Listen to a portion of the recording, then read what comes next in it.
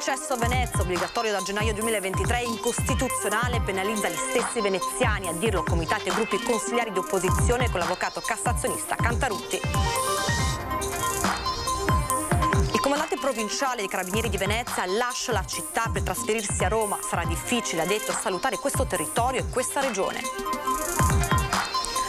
Avvicendamenti a Venezia, Mestre, Mira e Dolo con nuovi comandanti a lavoro per garantire il controllo del territorio e migliorare la percezione di sicurezza. Minacce di morte a Giorgia Meloni con una stella cerchiata delle Brigate Rosse sono comparse a Mestre. Le repliche del 25 settembre confido negli italiani per rispondere alla loro campagna d'odio. Sono felice di concludere così il mio mandato da senatore, a dirlo il parlamentare veneziano Ferrazzi, che ha accompagnato il riconoscimento di ufficiale della Repubblica conferito a Don Armando Trevisiola. L'eccellenza del calzaturiero veneto approda al MICA Milano dal 18 al 20 settembre per portare numeri che rendono il settore trainante nel contesto economico. A partire dal mese di novembre la lingua inglese approderà tra i banchi delle 17 scuole materne comunali di Venezia, coinvolgerà i piccini tra i 6 e i 3 anni. Edizione di Venezia dei nostri telegiornali, buonasera e ben ritrovati. Lo avete sentito dai nostri titoli in apertura, tanta cronaca ma anche tanta attualità. E partiamo proprio da qui questa sera e torniamo a parlare del contributo d'accesso a Venezia obbligatorio dal prossimo 17 gennaio 2023. È incostituzionale e penalizza gli stessi veneziani. A dirlo con comitati e gruppi consigliari di opposizione anche l'avvocato Cantarutti. Comitati cittadini contro il contributo d'accesso a Venezia pari a 9,50 €, a cui anche i residenti a Mestre e a Marghera saranno obbligati a versare laddove sprovvisti del cosiddetto QR code. Il QR code obbligatorio come unico titolo di accesso a Venezia per non pagare 9,50 € è da tenersi nel telefonino e ottenibile soltanto in presenza di alcuni requisiti e per un tempo determinato, ma è incostituzionale, dicono a gran voce con le associazioni e i comitati anche i gruppi consigliari di opposizione sostenuti dall'avvocato cassazionista Cantarutti. Io non entro nel merito politico, mi limito a evidenziare i rilevanti, gravi e numerosi profili di incostituzionalità, di contrarietà alle norme dell'ordinamento europeo, in particolare alla libera circolazione delle persone, che non può essere ristretta in questo modo senza che ci sia il corrispettivo di un servizio. Il servizio mancante, invece proposto come alternativa dai gruppi consigliari di opposizione, vedrebbe legata la tassa di accesso per Venezia, ad esempio, al trasporto pubblico locale, ai bagni pubblici e così anche ai musei civici comunali. Proposte invece disattese mai prese in considerazione, ma non basta. Il contributo è calcolato per ogni giorno solare, col risultato che dopo la mezzanotte si dovrà pagare nuovamente. Impone ai veneziani di segnalare in comune i dati e le motivazioni per cui un loro ospite, un loro amico, un loro parente viene a trovarli anche solo in giornata, anche senza pernottare, viene a trovarli in città. Questo chiaramente non può essere accettabile. Insomma, per capire chi tra i residenti a Venezia e terraferma è esente, con l'onere di provarlo, ci vuole un vero e proprio manuale di sopravvivenza, spiega il consigliere comunale Gasparinetti. È un labirinto.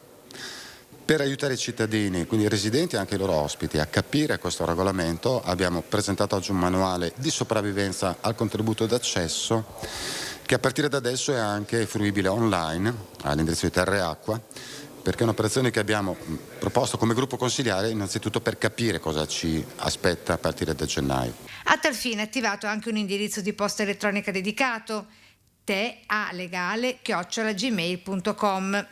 Mail, qui siamo certi, sono già in arrivo quesiti, dubbi e perplessità. E a Mestre, in viale Garibaldi, minacce di morte a Giorgia Meloni, con una stella cerchiata a 5 punte delle Brigate Rosse con scritte Meloni come Moro in vernice rossa, comparse oggi su alcuni cartelloni elettorali e sui manifesti con le foto di Giorgia Meloni. E non si è fatta attendere la risposta della stessa Giorgia Meloni, che in un post su Twitter segnala come questo episodio sia lo specchio e riflesso di una vera e propria campagna elettorale d'odio messa in atto da certi esponenti politici. Il comandante provinciale dei Carabinieri di Venezia lascia la città per trasferirsi a Roma. Queste le sue parole. Lascio il territorio ovviamente con sentimenti di emozione e di commozione, perché sono 3 anni importanti per una terra dove io a cui sono profondamente legato. È un territorio molto bello, il Veneto, la realtà veneziana, e sono stato onorato di poter essere al servizio del paese e al servizio di questa comunità in questa provincia. Con queste parole il comandante provinciale dei Carabinieri Mosè De Luchi saluta Venezia, che lascerà dopo le elezioni per trasferirsi a Roma, dove assumerà un incarico di formazione. Il colonnello si è insediato a Venezia nel settembre 2019 e nel giro di pochissimo si è trovato ad affrontare un susseguirsi di eventi. Dopo appena 2 mesi siamo stati sconvolti dal fenomeno dell'acqua granda, che non è stato soltanto l'episodio di una notte, ma è stato un episodio che si è protratto per diversi giorni. Poi un po' di calma e a marzo siamo entrati nel periodo della pandemia, un periodo particolarmente intenso, dove abbiamo cercato, in coordinamento con tutte le autorità di sicurezza e le autorità sanitarie, di mettere in protezione anche questa fetta di territorio. Ricordiamoci che soltanto a pochi chilometri di distanza era stato chiuso il primo centro. Poi la partita delle vaccinazioni, ma anche una serie di inchieste importanti portate a termine. L'operazione Tsunami a Chioggia contro il traffico di sostanze stupefacenti, con 25 misure di custodia cautelare, ma viene anche da ricordare ad esempio l'operazione San Marco, in collaborazione con le forze di polizia dell'Europa e con Europol. Mi viene da ricordare poi anche purtroppo casi di crimini violenti, ricordo l'omicidio Boraso a Portogruaro, ma anche la vittima, quella donna nigeriana che è stata colpita da diverse pugnalate dal proprio marito convivente, e poi dopo tutta un'altra serie di interventi, di operazioni magari piccole, che però denotano sempre la risposta continua dell'istituzione su quelli che sono i fatti emergenti sul territorio. L'annuncio del colonnello De Luchi è arrivato nel corso della presentazione dei nuovi comandanti di Venezia, Mestre e Riviera del Brenta. Nel giorno del suo saluto alla città, il comandante provinciale Mosè De Luchi ha accolto i 5 comandanti dei Carabinieri che stanno entrando in servizio in questi giorni, in sostituzione di altrettanti ufficiali trasferitisi altrove. Il capitano Daniele Nardone prende il comando della compagnia di Mestre in sostituzione di Andrea Miggiano. Il tenente Michelangelo Ciolini va a capo del nucleo operativo radiomobile di Mestre, sostituendo Lucilla Esposito. Il tenente Michele Baldini dirigerà il nucleo operativo di Venezia al posto di Antonio Cavallo. Il sottotenente Marco Occhipinti alla tenenza di Mira prende il posto di Massimo Andreozzi. Infine il tenente Rinaldo Astolfi a Dolo sostituirà Francesco Ferrara.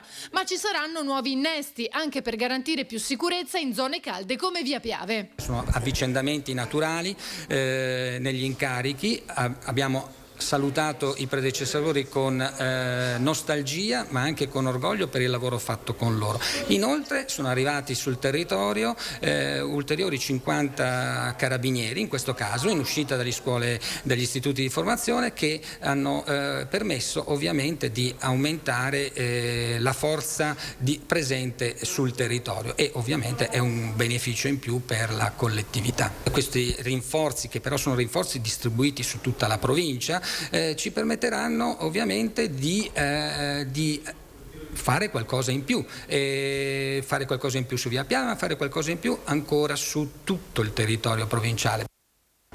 Ed è proseguito anche oggi lo sgombero di sbandati senza tetto dal cantiere abbandonato di via Sansovino a Mestre. È iniziata in contemporanea anche la pulizia dell'area con il taglio di erbacce e la bonifica dei rifiuti abbandonati. Area con i 3 immobili di nuova costruzione, acquisita con l'ultima asta di luglio per 10 milioni da un'azienda milanese, con l'immobile Cellina ex Enel di interesse storico, per il quale si attende ancora di capire cosa intenda fare il comune. Apriamo la pagina della sanità, cluster di West Nile, nuova disinfestazione straordinaria a Mestre. A Mestre un nuovo intervento di disinfestazione per West Nile, stavolta a essere interessata è la zona di Chirignago Zelarino.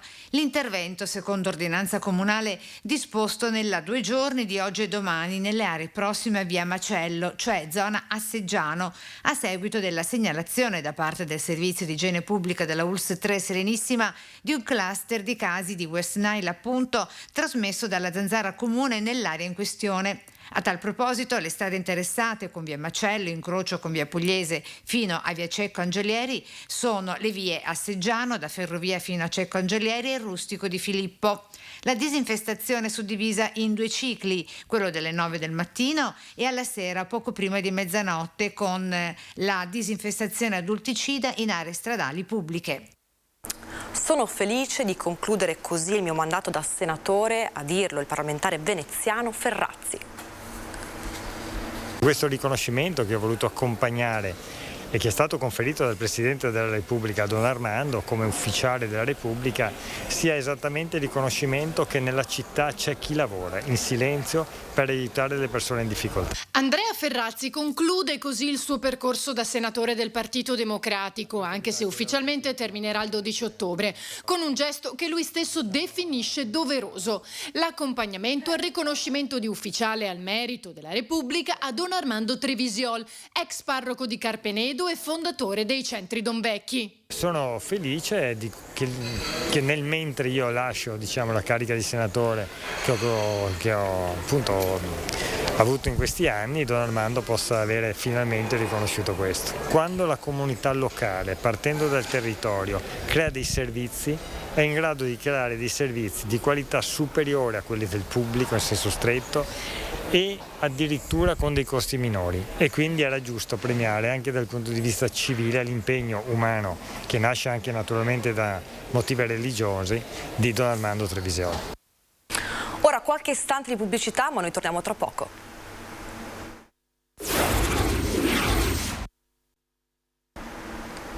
Edizione di Venezia dei nostri telegiornali, bentornati in diretta. In 700 ieri dal Veneto a Bologna l'Assemblea Nazionale delle Delegate e dei Delegati della CGIL. Ascoltate il lavoro, la campagna fiscale si avvicina alla conclusione e il termine ultimo per presentare il 730 è il prossimo 30 settembre. Fino ad oggi il CAF CGIL Nord-Est ha elaborato 257.000 dichiarazioni di lavoratori e pensionati veneti.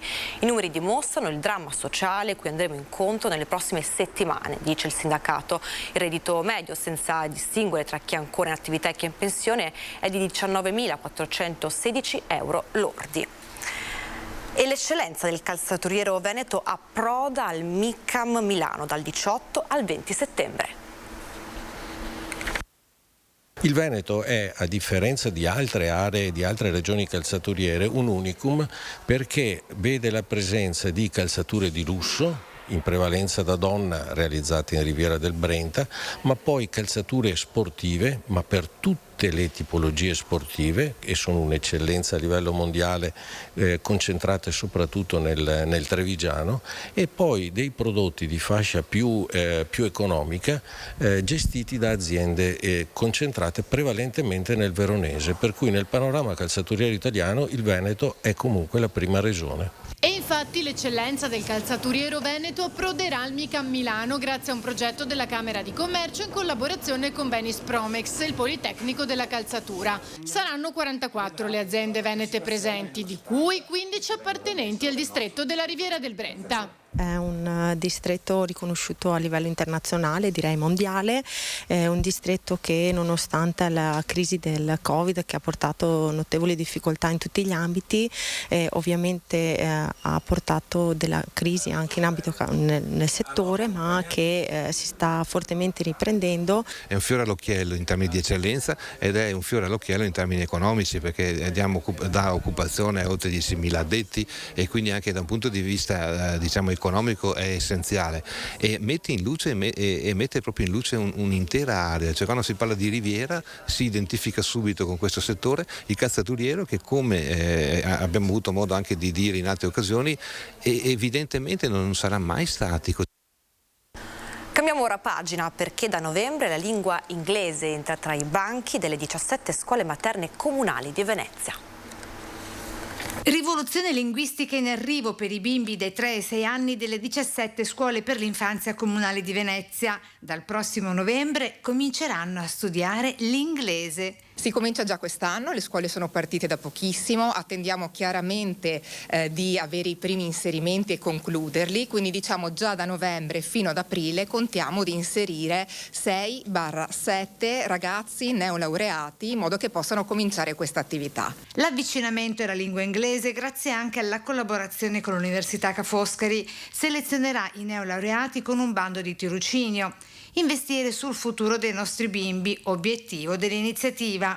Questa credo sia molto innovativa e sicuramente sarà molto apprezzata da tutti, perché credo che sia importante appunto avvicinare i bambini fin dalla tenerissima età alla conoscenza dell'inglese. Progetto di didattica che punta anche all'inserimento lavorativo dei neolaureati. È un'occasione non solo accademica altissima, ma è anche un'occasione a Venezia per entrare in progetti speciali, in cose che in altre città non si fanno.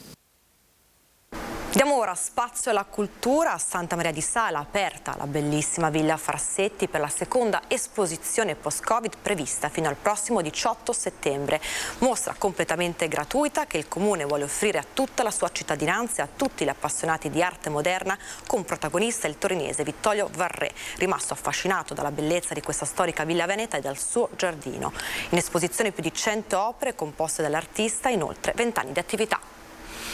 Questa era l'ultima notizia, vi lasciamo ora le previsioni meteo, grazie per averci seguito, buonasera a tutti.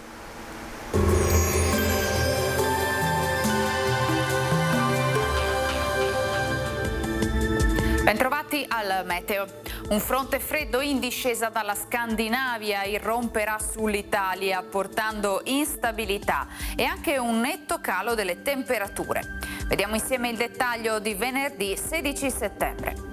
Sul Veneto tempo perturbato con possibili iniziali parziali schiarite, poi sarà molto nuvoloso con precipitazioni anche a carattere di rovescio temporale, più frequenti e consistenti nella seconda parte della giornata. Temperature come detto in diminuzione anche sensibile, minime tra 13 e 18 gradi, massime invece tra i 20 e i 25 gradi. Spostiamoci ora sul Friuli Venezia Giulia, anche qui cielo coperto con piogge e temporali. Sulle zone orientali della regione potranno essere anche intense. Temperature minime tra i 15 e i 17 gradi, massime sui 22-24 gradi. Infine diamo uno sguardo al Trentino Alto Adige. Al mattino sarà possibile qualche schiarita, ma a seguire, come ci mostra la grafica, avremo temporali via via più diffusi. Temperature minime sui 14-16 gradi, massime intorno ai 24-25 gradi. Dal meteo per ora è tutto, vi auguro un buon proseguimento in nostra compagnia.